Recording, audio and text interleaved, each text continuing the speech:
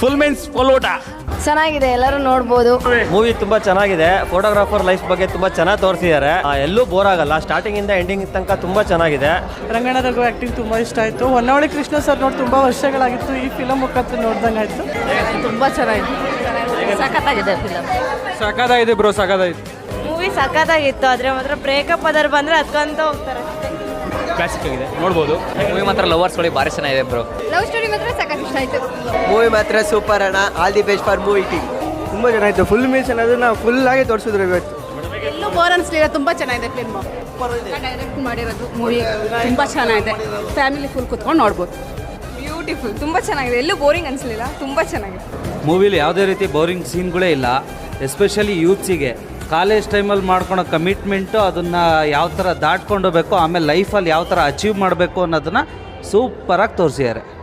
title ಪ್ರಕಾರ